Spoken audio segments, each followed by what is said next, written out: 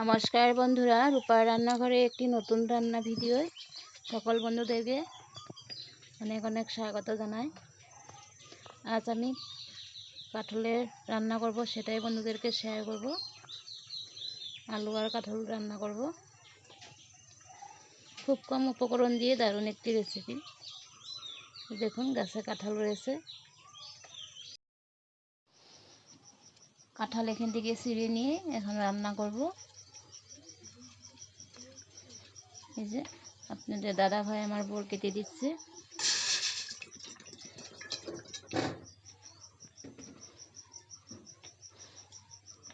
কাঁঠাল কেটে ধুয়ে পরিষ্কার করে নিয়েছি, আলু কেটে নিয়েছি। এখন ভাপিয়ে নিব। আলু আর কাঁঠাল একসাথে আমি ভাপিয়ে নিব। সামান্য পরিমাণের হলুদ আর নুন দিয়ে দিচ্ছি। হলুদটা দিলে কাঁঠালের কষটা থাকে না, বেরিয়ে যায়।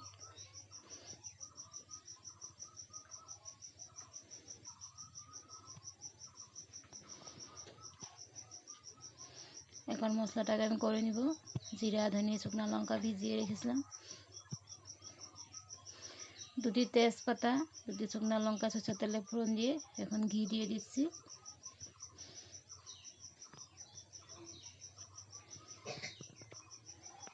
সাদা দিয়ে ফোড়ন দিব।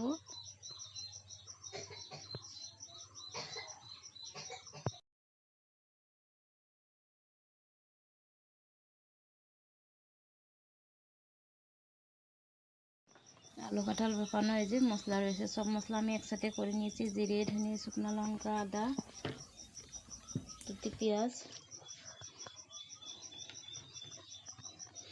এদিকে দেখুন, জিরা, শুকনো লঙ্কা, তেজপাতাটা আমার ভাজা হয়ে গেছে।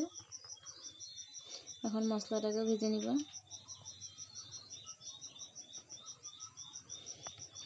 খুব কম আছে, প্রায় 5 মিনিট সময় মশলাটাকে খুব ভালোভাবে ভেজে নিব।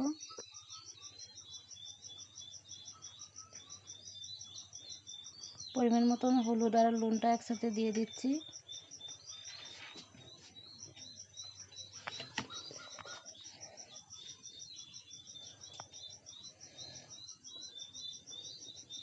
মশলাগুলো আমার খুব ভালোভাবে ভাজা হয়ে গেছে।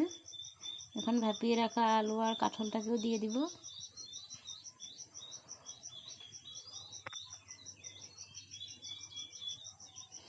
যারা নতুন বন্ধুরা এখনো আমার চ্যানেলটিকে সাবস্ক্রাইব করেন নাই, প্লিজ সাবস্ক্রাইব করে আমার পাশে থেকে যাওয়ার অনুরোধ রইল।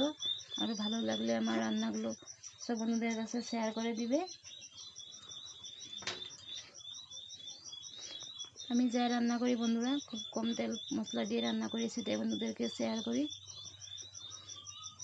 আমার আলু আর কাঁঠাল কষানো হয়ে গেছে। এখন পরিমাণ মতন জল দিয়ে দিচ্ছি।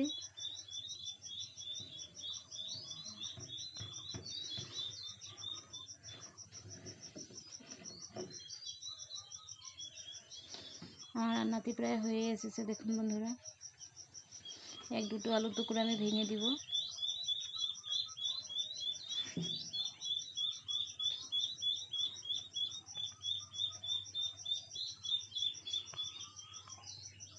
যারা এখন পর্যন্ত স্কিপ না করে ভিডিওটি দেখে যাচ্ছে, তাদেরকে অসংখ্য অসংখ্য ধন্যবাদ আমার সাথে আর পাশে থাকার জন্য।